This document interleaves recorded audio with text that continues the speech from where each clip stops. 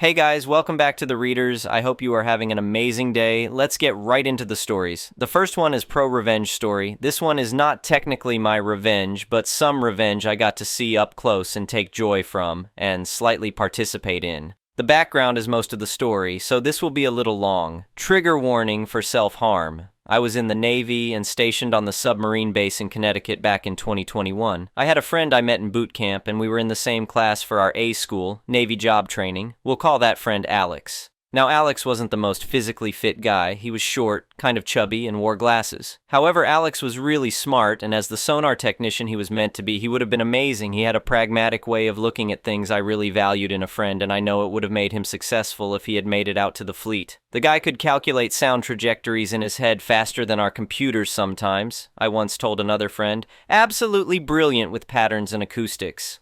While in school, we had a couple of petty officers that were hard asses. They somehow convinced themselves they were super soldiers despite the fact that our jobs in that field are really nerd-centric. You get picked for that job because of your math and computer skills, not your deadlift number. Still, they were both all about being fit and working out all the time. Petty Officer Reynolds would constantly flex during briefings, and Petty Officer Tanner had protein shakes for breakfast, lunch, and dinner. We would do physical training 3 times a week, and while most of us could keep up, Alex often fell behind on runs or didn't quite meet what these two idiots believed to be the standard. To be clear, Alex did pass the minimum requirements for fitness, he just didn't go as extreme as these guys. Side note for other Navy vets, he got the MC Pond coin for how hard he pushed himself at PT the day he visited. The end result was that they would constantly berate and belittle Alex. They'd call him fat, lazy, and everything else. They'd tell him he should kill himself. You name it. They were always on his ass, despite him passing his assessments. "Look at you, Martinez!" Reynolds would shout during PT. "My grandmother could outrun you and she's been dead for 5 years. You think the enemy cares about your feelings?" Tanner would add. "Either shape up or ship out." At some point, Alex pushed himself too hard and injured his knee. He told these petty officers he was injured and had been seen by the doc on base. The doc had put him on light duty so the knee could recover. He had the paperwork to back it up. "Sir, I've got the medical chit right here," Alex said, holding up the paperwork. "Doc says I need to take it easy for 2 weeks. Reynolds snatched the paper from his hands, barely glanced at it, and crumpled it up. "This isn't summer camp, Martinez. Pain is just weakness leaving the body." They elected to ignore that and threaten him with kicking him out if he didn't do the workouts. So Alex kept pushing himself, injuring himself more, and his mental health degraded the whole time. In my time in the Navy, circa 2021 to 2022, you didn't get mental health services really. The only person to talk to like that was the chaplain. For those who don't know, the chaplain is the religious leader, usually a pastor/priest/rabbi that is signed up as a commissioned officer. Our chaplain was the sweetest little woman you ever met, Chaplain Rivera, but as a chaplain she held the rank of captain, high-ranking officer. So Alex set up a meeting with the chaplain to talk about things. When Alex informed the petty officers he would be missing class the next day for his chaplain meeting, they yelled at and berated him more. "Missing class to cry to the chaplain?" Tanner sneered. "What are you, 5 years old?" They called him a pussy, useless, not fit for the Navy, and everything else you can imagine. They convinced Alex he was being weak and the chaplain wouldn't care about his issues, that nobody would care. They promised to make life even harder if he didn't show the next day, so he canceled his meeting. "You made the right choice, Martinez," Reynolds said with a cold smile. "Man up and deal with your crap like the rest of us." Evidently, bad luck hit, and that night his girlfriend Jasmine was also breaking it off with him. She wasn't worth his time or money, but he couldn't see that. That night I awoke to a 2 a.m. call from Alex. I couldn't hear anything and I asked several times, "Alex, you there? Are you okay?" It wouldn't have been the first time that I got a drunk dial from one of my friends after a hard day like Alex had. Sailors have been known to drown their sorrows a bit. Eventually, I figured it was a butt dial drunk dial and hung up and went back to bed. I still regret that decision. The next day, all hell broke loose. Me and a couple other friends got calls from Alex's now ex-girlfriend informing us he was in the hospital because he slit his own throat. "He's alive," Jasmine sobbed over the phone. "But it's bad. He called me after he did it. I called 911. They're saying it's touch and go." Turned out a few of us got that 2 a.m. call, but Alex couldn't speak at the time and was kind of out of it due to blood loss. We finished what we had to do on base and rushed over to the hospital. As we got there, the chaplain was on her way out and we passed her in the hallway. She spoke to us briefly to say that Alex would be okay and she wouldn't forget this. "He's stabilized," Chaplain Rivera said, her voice steady but her hands shaking slightly. He'll pull through physically, but I promise you this will not stand. I have never seen a look on someone's face that so accurately depicted raw, unfiltered rage.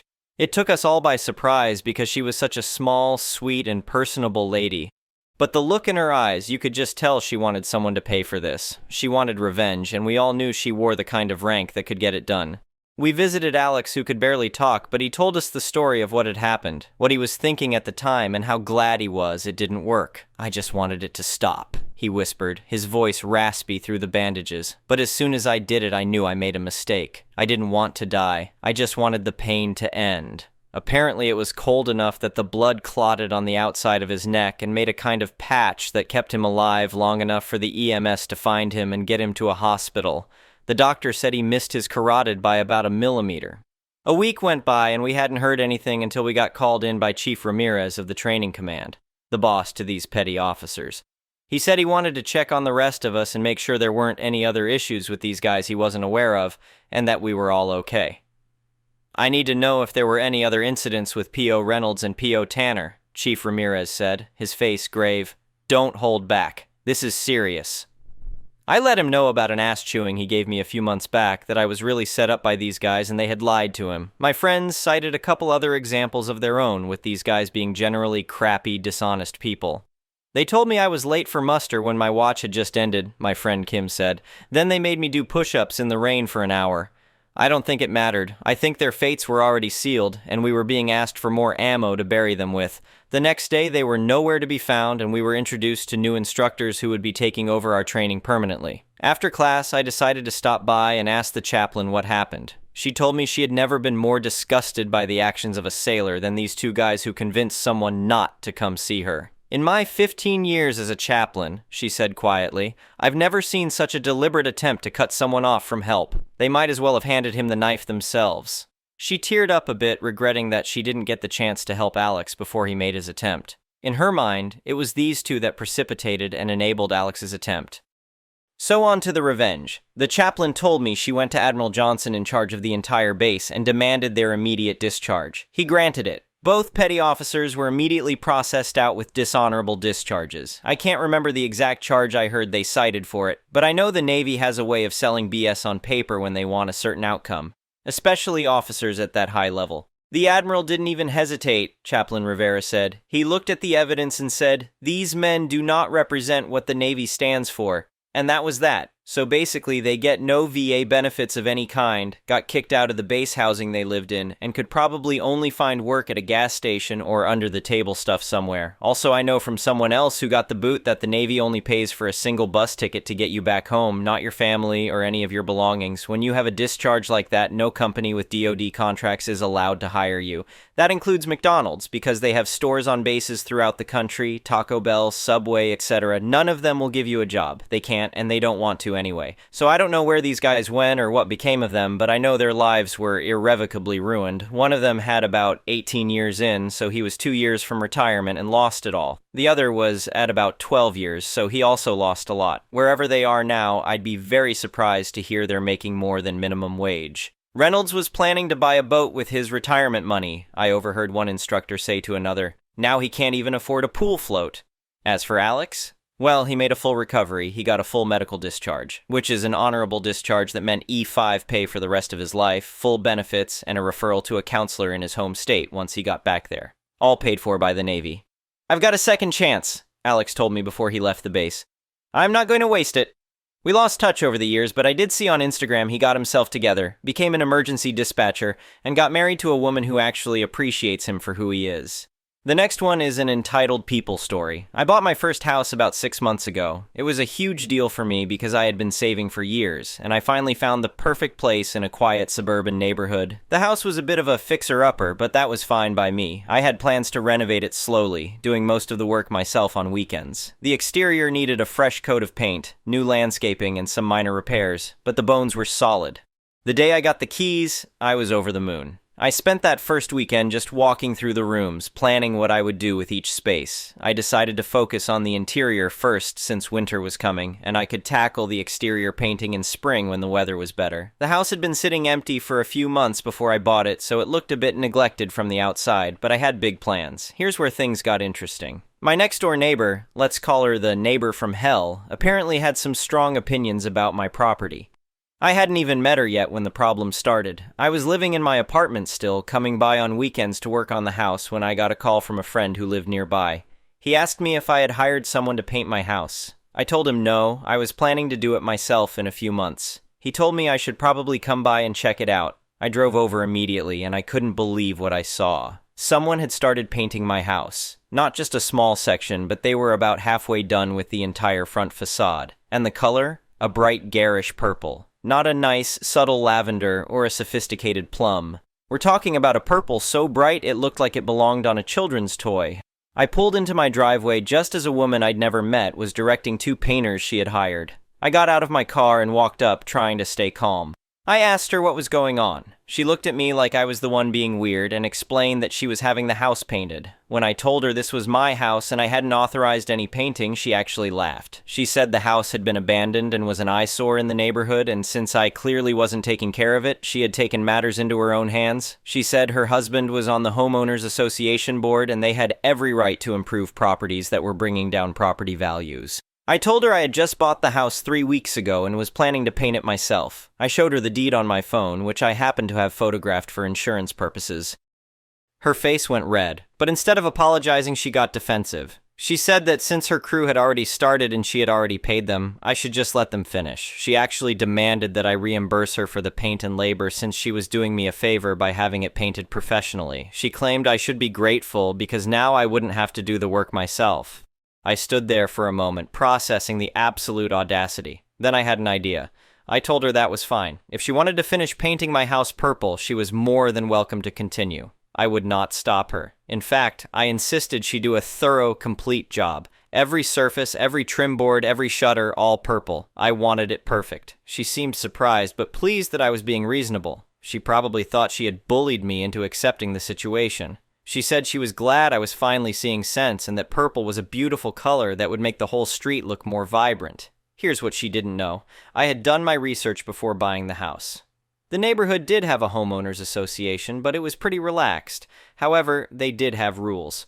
One of those rules, buried in Section 12 of the HOA bylaws, stated that all exterior house colors had to be approved by the Architectural Review Committee before painting. The approved colors were specifically listed, and they were all various shades of neutral tones: beiges, grays, whites, soft blues, and muted greens. Bright purple was definitely not on that list. I let her finish the job. It took 3 more days. She went all in, probably trying to prove a point. Every square inch of my house's exterior was now bright purple. The trim, the shutters, the garage door, even the mailbox post. It was absolutely hideous, and you could see it from 3 blocks away. The day after they finished, I received a letter from the HOA. Actually, my neighbor received one too.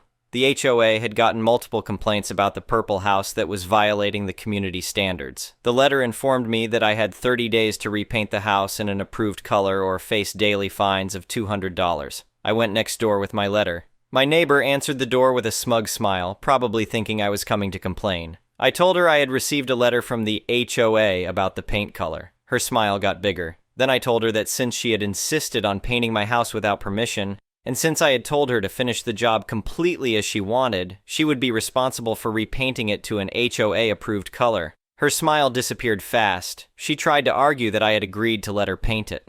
I pulled out my phone and played a recording I had made during our conversation. I had recorded her admitting she had painted my house without permission, and her demanding that I let her finish and pay her for it. I had my response on there too, where I had very specifically told her she was welcome to continue painting my house if she insisted, but I never agreed to pay her or to keep the color. I told her she had 2 choices. She could repaint my house to an approved color at her own expense, or I would hire someone to do it and sue her for the cost, plus the cost of the original unauthorized painting job, plus damages for trespassing and vandalism. I also mentioned that I had consulted with a lawyer who confirmed I had a solid case, especially since she had admitted on recording that she knew it was my property. She tried to claim that her husband's position on the HOA board would protect her. I informed her that I had already spoken to the HOA president, who was very interested in hearing about board members' spouses vandalizing properties. Apparently her husband had some enemies on the board, and they were happy to have ammunition against him. She was furious but trapped. She knew that if she didn't fix it, she'd be facing a lawsuit she couldn't win, and if the HOA fines started piling up on my property, I would absolutely sue her for those too.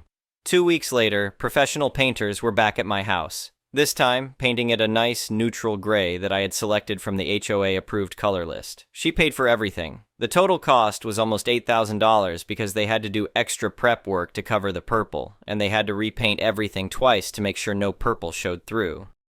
But here's the best part. While her crew was repainting my house, the HOA started investigating other violations in the neighborhood. Turns out, her own house had several issues. She had added a shed without approval, her fence was 6 inches too tall per HOA regulations, and she had planted several trees that violated setback requirements. She ended up facing her own set of fines and had to make expensive corrections to her property. Her husband also stepped down from the HOA board after the other members pushed him out. Apparently, his wife's behavior reflected poorly on his judgment, and they had lost confidence in him. I moved into my house a month later. Every time I pull into my driveway and see my beautifully painted gray house, I smile. And every time my neighbor sees me, she quickly goes inside. She never said another word to me after that, which is exactly how I prefer it. The whole situation taught me an important lesson about entitled people. Sometimes, the best way to deal with someone who insists on doing something ridiculous is to let them do exactly what they want, then let natural consequences take their course. She insisted on painting my house. I let her. She just didn't think through what would happen after she finished. My house looks great now, and I didn't pay a cent for the paint job. Meanwhile, she's out thousands of dollars, and her husband lost his position of authority in the neighborhood, all because she couldn't mind her own business and thought she could bully a new homeowner into accepting her terrible decisions. Best housewarming present I could have asked for. The first one is a petty revenge story. So this story was from a couple days ago to my friend who I told her she should post it but didn't want to on her account, so I did on mine. Didn't entirely know where to post this, so I just brought it here. Sorry if it doesn't belong. A couple days ago, I saw my friend at the same store I was at while my mom was getting other groceries. I was getting ingredients for the next day's dinner. We started talking, and soon enough enter Karen to, me, excuse me, can I get to that fridge behind you? Me, yeah, no problem. She was wearing her hair up in a bun with a pen, and she had the casual Karen look with a jean jacket, red shirt, and jean pants. We move out of the way, and she gets her milk by reaching around from the door behind us to the one that was open, where she was. I look at what she's doing a bit confused, but return to my conversation. She eventually gets the milk jug wedged extremely tight and continues to vigorously yank on the jug handle and gets frustrated at why it's not coming out. Me. You know there's a door that is more convenient to get the milk out from Karen. I know how to get milk out of a fridge. Me. Okay then? My friend to me. Obviously not. We laugh and Karen gets mad, so she takes the pen out of her hair and stabs the milk jug. It sprays all over my friend, and a small amount at me. I get mad and yell at her about what the hell she was thinking. She smirks and stabs another milk jug and another. She was on a rampage. She starts lobbing the entire 1/2 jugs. After a while, she smugly says, "Who can't get a milk jug now?" My friend and I were about to leave to tell the store staff, but she ran off with her cart laughing like a maniac. We thought she had gone mad from a simple joke. We go to the front of the store to tell someone, and we run into the Karen. She points to us and says, "There are the two who made the mess with the milk. They have it all over them, so it only makes sense." The employee looks at us and asks if this is true, as Karen had milk on her jacket as well. We tell him it's not true, and our side of the story, Karen denies it. So the employee just shrugs and says, "Guess I'll just check the security cameras." The color of Karen's face runs like water. Karen, sorry, but I have my son at home, so I should probably get back to him. She starts to run, but my friend stops her, and the employee just calls the manager of the store. Eventually, the manager finds the footage of her making the mess and tells the Karen unless she cleans up her mess and pays, he's calling the cops. The manager calls the cops anyway, and both my mom and her parents find us, and the manager explains, "We leave the store, and we still can't forget her face when she knows she's been caught." The next one is a malicious compliance story. Most of my stories of malicious compliance seem to come from 3 jobs. This is another from when I was working in IT at the college. It had been decided the world would be a better place if 2 of our campuses were merged into one. They were only a mile apart, and the new site was 3 miles away, so there wasn't a big location issue. Sure, some people had a harder commute, but some got an easier commute. It's kind of equitable when you think about it. To make the new build a rousing success, there would be consultations, and people would be consulted, and everyone would be listened to. Yeah. You know that didn't happen without me telling you, don't you? Each department was to send a representative to the new build consultation group. Despite my best efforts to stay quiet or even absent every time the subject of a mandatory volunteer came up, I got voluntold to go. In all my mid-level position, glory was to represent IT. Fine. I really didn't want to take part in a farce of a consultation, so all the mistakes could be labeled as unforeseeable. But if you're going to send a professional fault finder to a consultation, I hope you have a full load of ink in that pen. The meeting comprised 5 people from different departments, and Susan, who worked in facilities, so had been given the job of managing the new builds. No one seemed to think there was a significant difference between booking rooms for training courses, making sure coffee and lunch breaks were catered, and making a multi-million-pound building come into existence and transfer hundreds of staff and thousands of students over to it. After introductions, top of the agenda was parking. To be fair, I think it was smart to start with the contentious issue. Parking was already a problem, and the rumor was there would be less parking at the new site. This would be solved, apparently, by not having any student parking, ignoring the inconvenience this would cause, and questions over the public transport suitability. There was already not enough staff parking, so how was screwing over another group help us? After a bit of vague details about somehow rewarding car sharing, we were furnished with the magnus opus of technology that would solve all our issues, a gate with number plate recognition. This would stop all those pesky outsiders coming over here and stealing all our spots. Something that had never been an issue. I'd been quiet until this point, as I thought it all a bit daft, and I was formulating a plan out of the job anyway, so these issues were unlikely to affect me much. But now we had hit on some technology, I felt the need to chime in. I let the others ask their questions to understand how a number plate recognition gate works.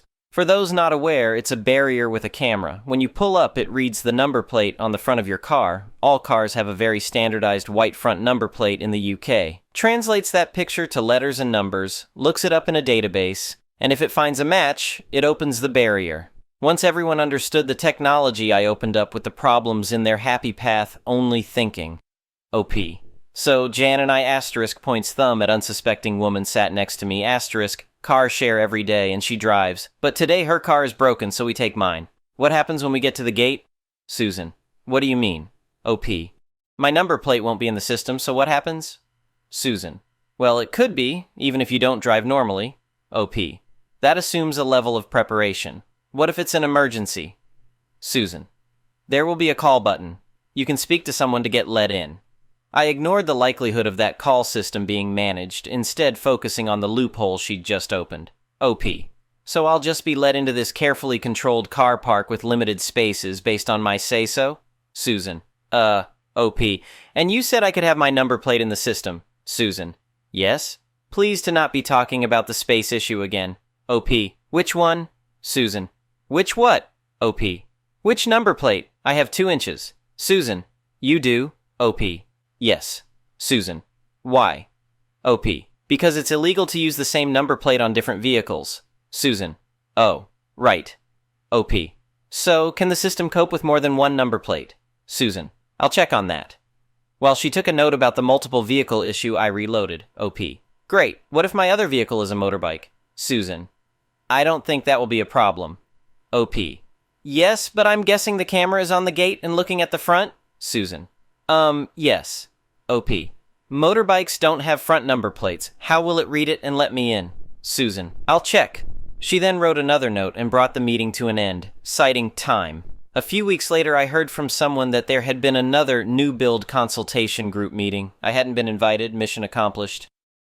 Post note. The first winter at the new campus, 6 months after I'd left, I heard from ex-colleagues that the incline to the car park gate was so steep that when the first hint of ice turned up, nobody could get up to and stop at the gate long enough for it to open before they started sliding back down into anyone following them. The next one is an entitled People Story. Let me start the story by saying, I never thought my sister and I would be in this position. Even though we were several years apart, as we became adults, I thought we were close. It wasn't until Karen married Todd that the envy and negativities started to grow. Over the years, I have become friends with some of Karen and Todd's friends. Well, at least some of them through weddings, parties, etc. One of Todd's friends has told me over the last couple years that from the time Todd started dating Karen, Todd called me spoiled, born with a silver spoon in my mouth, saying negative things behind my back. I was 15 at the time. None of it was true. I was more of a go-getter than Karen. I did better in school and in sports and had many activities going on. That was just me, and that's how I was happy. I never had things handed to me. Yes, my parents helped pay for some things, but they also did that for Karen. My parents can attest to that. When I had my first baby, Karen and Todd's first child was already 7, and their second one was already 2. Karen and Todd lived in a town close to my parents. I lived in a state 12 hours away. Karen and Todd became accustomed to having my parents around more simply due to geographics. Pop was still working and Mum was retired and would occasionally fly out to see me when she could. I would also trek back home and stay for a couple weeks at a time as I was not going to work my first year. I was happy that my child would be near his cousins. 5 years later, we had the opportunity to move back to my hometown and be near my parents and Karen and her family. I had just had my second baby. That's when I really started to notice things. The jealousy was enough to paint the town green. My parents love all their grandchildren. They went and supported every dance, every basketball game, every hockey game, every soccer game, every concert. You get the picture. This was for each kid. In their 80s and getting frail, they still went to support the one grandchild who was a coach for a high basketball team. They drove around the local counties to go support him and his team. One of the things that was said to me several years ago from Karen was, my kids had Mum and Dad all to themselves until you came home. When Mum and Dad didn't come around as much because they were visiting and helping you, my kids wanted to know why Grandmum and Grandpop didn't love them anymore. Please. My response to Karen was, you and Todd as the adults should have explained to them that your grands love you, but they are trying to do everything with all their grandchildren. Instead, Karen and Todd fostered this selfish, jealous behavior in their kids. Let's step back to the time my niece was hospitalized and battling through a rare condition. Everyone under the planet that we knew brought them food, offered gift cards for groceries, did yard work for them, drove the kids to events. My parents pretty much took over care for the other kids so Todd could stay in the hospital with my niece. I took my kids up as much as possible to visit their cousin. Fast forward some years, and within the friends and family group, there were some unexpected traumas such as car accident leading to permanent disability, illness leading to disability, house fire leading to total loss of all possessions, deaths unexpectedly. Where were Karen and Todd during all of this to the people who supported them for several years? Nowhere to be found. Not a phone call. Not an offer to help with anything. Showed up after a wake ended and then proceeded to follow the family to a local hall where refreshments were served and then idioted about what they are not getting from my parents because I am in the way. Hell, when I've been home battling cancer and after surgeries, I've never even received a message, and this was all prior to the biggest blow-up. So you are getting the gist that Todd and Karen are very selfish people. And talking amongst those who have suffered some of the traumas and were there for Todd and Karen, the level of disgust, disappointment, and extreme sadness is overwhelming. Karen and Todd just don't know how to be good friends with anybody. A friend of Karen's approached me approximately 10 years ago to tell me the plan that Karen was devising and talking about behind my back, about what property she would get and then what I would inherit, which would actually be sold to pay off any remaining bills. Karen found it humorous that I would walk away with nothing, in her mind. So, for 10 years, Karen and Todd have been devising a plan that all of a sudden is not going to happen, and it is turning into rage and delusions. Karen and Todd did not use their money wisely over time. Todd wanted cars to feel like he fit better into a lawyer society. Karen trickled money away over the years on tchotchke toys that she would bring home every single day for all of the kids. In their mind, their retirement was going to be the 2 homes that were my parents', and they would pay for taxes and repairs with any remaining money. Over the last several years, Karen has tried to confuse and bully Mum and Dad into giving her the Southwestern home sign it into in her name, and she would cover the taxes and payments and then told them that everybody would get a key and be able to use it. That was straight out bullcrap because that will never happen. The last few times that most of the family gathered at the Southwestern home for time away, Karen and Todd became ogres of the property. They were mean and grouchy and snappy to everybody. Mum and Dad had been cooking to prepare a nice dinner one night, and everyone was on various spots of the property either playing, helping do some maintenance work, etc. In the middle of the afternoon, Karen went in and made herself a plate of the food and came out on the patio and ate it in front of everyone. Her response was, "I'm going to eat when I want to eat. We have told Mum and Dad that that is the Karen we will get if you keep things 50-50. Since Karen doesn't think her life has been 50-50, she will make it absolutely miserable for my side of the family."